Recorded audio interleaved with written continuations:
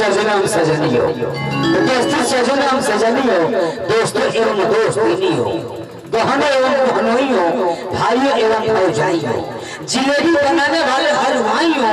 दाढ़ी बनाने वाले नाइयों, जूता सीने वाले मोची भाइयों, जो खड़े हैं वो बैठ जाइयों और जो बैठे हैं वो लेट जाइयों, और जिस भाई को नाच दिखाना है वो अपने घर चले जाइयों। देखो ये कहूँगा कि बीड़ी पीने वालों ने कमाल कर दिया, बीड़ी पीने वालों ने कमाल कर दिया, अंदर में बिस्तर जला कर लाल कर दिया। गंदगी पसंद हो तो जर्दा खाना सीख लो, गंदगी पसंद हो तो जर्दा खाना सीख लो, भीख अगर मांगनी हो तो खैनी खाना सीख लो। भीख मांगने की मित्रों, भीख मांगने की मित्रों आदत जब पड़ जाएगी, भीख मांगने की मित्रों आदत जब पड़ जाएगी, नहीं होने पर मांग कर खाने में जरा भी शर्म नहीं आएगी। बहुत लोग ऐसे हैं जो बिन नशे के जीते हैं, बहुत लोग ऐसे हैं जो बिन नशे के जीते हैं, और बहुत भाई ऐसे हैं जो लैट्रिन में बीड़ी पीते हैं। तो अगर रंगों में अनेक रंग लाल एक रंगा, रंगों में अनेक रंग लाल एक रंगा, और 5 गो राइस 95 गो लंगा। भैया कलजुग कहल बा जात रही कौवा फसल फस गई मई, जात रही कौवा फसल फस गई मई, आखियों से महंगा बेचाए लगल। जीवन में पोष फल के कर देनी पाठा, यानी लड़कन के पोष फल के कर देनी पाठा, आ घर ही में लगहर लेकिन मिलत नहीं के सब देरी खराब पकड़ लेते थे। कहाँ से मिली? देखिए ये बड़ा खुशी का बात है भैया कि आज हम ऑडियो वीडियो कैसेट में देखते रही, हमने आरती गंगा चैनल पे किया होता जनक हम बनी आनंद मोहन जी वीआईपी बिजनर सिंह और अक्षरा सिंह कॉमेडी दे बनी। आनंद मोहन जी कहले बड़े कि बेटा हजारी देखो जुग जमाना खराब बा, बुचिया सियान हो गई, कम से कम लड़किन के समय पे शादी कर दी है जाओ तो बड़ा बढ़िया हो। हम ठीक बाबूजी तो का कहत हो, आ तो बेटा हजारी तू आजे जा जाके पूछिए खातिर लड़का ठीक हो के आवो। हम कहनी कि बाबूजी को बरिस के लड़का ठीक कर दे, आ तो बेटा जानते बड़ो 1900 कन्या 20 बर 19 बरिस के लड़की तो जाके 20 बरिस के लड़का ठीक करियो। हम ठीक बाबूजी हम आजे जाता नहीं, आ पूछिए खातिर 20 बरिस के लड़का ठीक हो के आवो तनी। भैया हम लड़का खोजे चल देले बानी पूछिए खातिर, आ दिन भर लड़का खोजे ले बानी, चलो चलो दिन भर लड़का खोजनी खोजो खोजो। भैया 20 बरिस के लड़का नहीं खेल मिलन, तो हम का कोइले बानी कि 10-10 बरिस के 2 गो ठीक करके चले बानी। जौन भैया सुख समार के से बी गंगा चैनल पे देखे के मिले। तो आज के बाद सुन भैया जब हम पुल पार कर देंगे, गांधी पुल बोला भैया पुल पार करत रही त तू गो लइका रहस, एगो लइका कहता अरे होल दे हजरिया वाला हम कहीं बुझा त लइका पहचाना था, कहत हजारी भाई तारा के देखने बनी तीन कहलो मारो रानी के कैसेटवा में कि 2 रुपए किलो दे हमरे को हमरा भइयो के दो। हम कहनी कि लड़कियां पहचाना था, कहता हजारी भैया एगो बात पूछी, हम कहनी कि पूछो, कहते हजारी भैया तू बिहारी हो नु, हमने तोहरा का बुझा दे अमेरिकन हई, आ हजारी भैया बिहारी हो त ई बताओ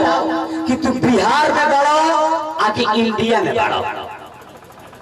हम कहनी कि बड़े बड़ा बढ़िया बात को चले बड़ो कि बिहार में बड़ो आ कि इंडिया में बड़ो। हम कहनी कि बाबू हम बताई कि हम बिहार में बनी आ कि इंडिया में बनी, लेकिन तू बताओ कि बिहार इंडिया में बा आ कि इंडिया बिहार में बा। वो कहते हैं हमारे चप्पू छिटला, हम कहीं का है तो कहते हम तो जानते बनी, हम कहीं का जानता तो लड़का कहते हम तो जानते बनी कि इंडिया में बिहार बा। हम चुप कहलो कि इंडिया में बिहार बा। भैया पहले इंडिया में बिहार रहे, लेकिन अब बिहार में इंडिया हो गया। वो कहता है कैसे हमने कैसे जौना का नाम है बिहार, हमने के देश के दुलरुआ राज्य जौना का बिहार राज कहल जाए, ऐसे बिहार में इंडिया बा इंडिया में बिहार नहीं थे। तो कहता कैसे हमने कैसे जौना का नाम है बिहार, यानी कि BIHAR बिहार, यानी कि B से भारत, I से इंडिया, H से हिंदुस्तान, A से अरब,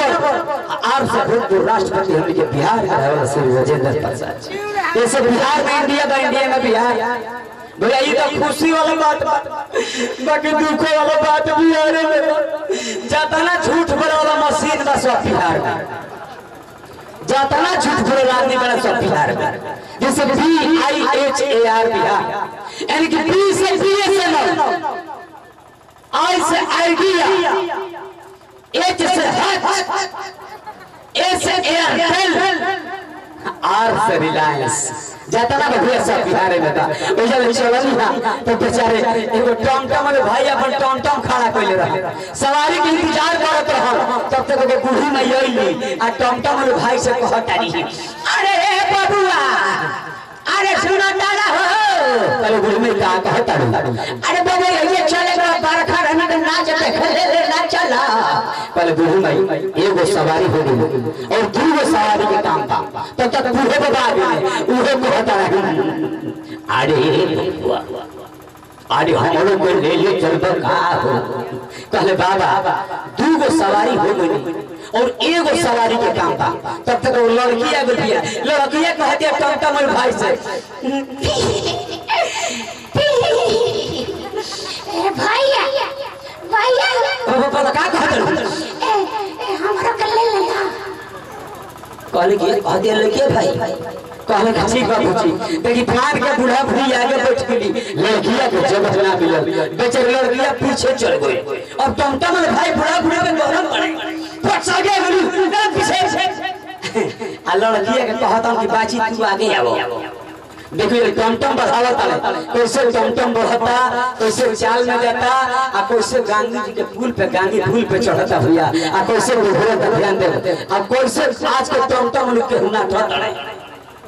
कैसे बढ़ता टमटम कहता बाजी तो निकस के पकड़ लियो आ टमटम बढ़ावता है कैसे टमटम बढ़ता भैया बढ़ रहल भैया हट हट हट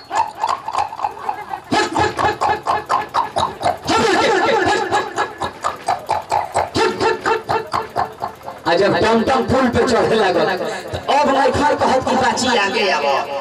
अब कहत बाची तो पीछे चल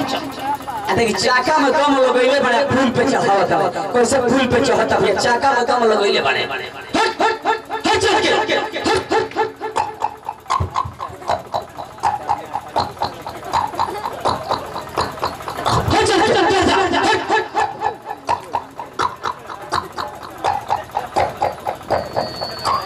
टमटम चढ़ गए पुल पे और पुल पे से टुघुरा था कैसे टुघुरा था भैया ध्यान जब टुघुर रहल बा आ ऊपर काम चालू बा कैसे टुघुरा था भैया हट हट हट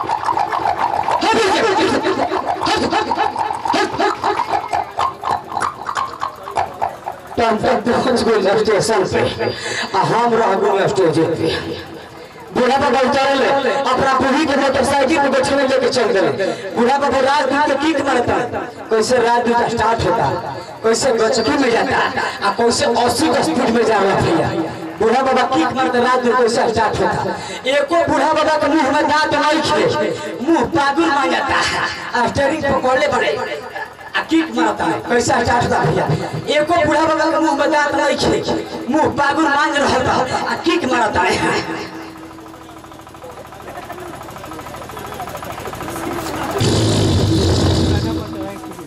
कोई बेस्ट देखे कैसे स्टार्ट हुआ भैया भैया स्टार्ट हुआ ठीक है मैंने सीखा छोड़ी पहले बेस्ट दो भैया और स्टार्ट हुआ कैसे स्टार्ट हुआ स्टार्ट हुआ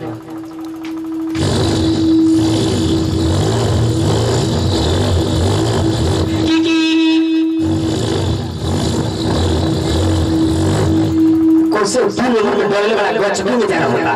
कैसे ट्रेवल कर रहा है कैसे गचकी में जाता भैया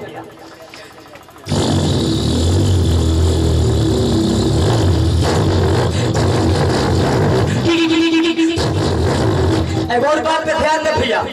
एगो मोटरसाइकिल पे जब 3 आदमी बैठ जाए तो सबसे ज्यादा मजा के कारण मिलेला एगो मोटरसाइकिल पे 3 आदमी बैठ गेले एगो पीछे एगो चलावे वाला जे सबसे पीछे बैठल उ का कहेला जे बीच में बैठल उ का कहेला आ जे चलावे ला उ का कहेला भैया जे पीछे बैठल बा रेला देले बा कबर चल बरखा इतना देखे चले कबर अब पीछे से टेल ले बा पीछे से चलले बा आ पीछे तू नंबर में ढले बड़े आ पीछे से चलल त चलावे वाले थान के टांकी खोइले बड़े अरे पीछे चल और पीछे चल आ पीछे से चलले बा देखिए जे सबसे पीछे बैठल उ का कहला भैया जे सबसे पीछे बैठल उ कहता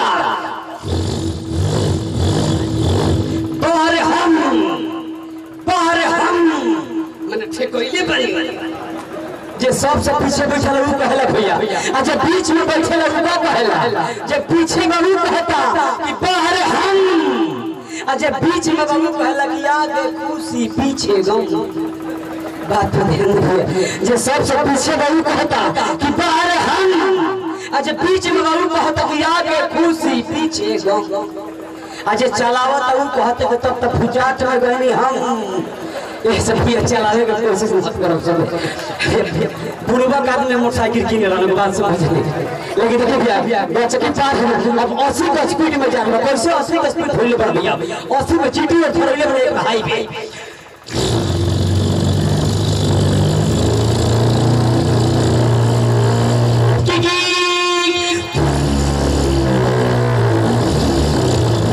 ब्रेक फेल भाई लेकिन बड़ा मजा लेने में सब तनिया ही भैया के हमरो सब तो फेल के लिए बात का हो सब को बोले भैया उधर लिया हर किनारे के करना भरी पे हर कोई जो भी आ कोई जो भी तेरा जो बात दी हो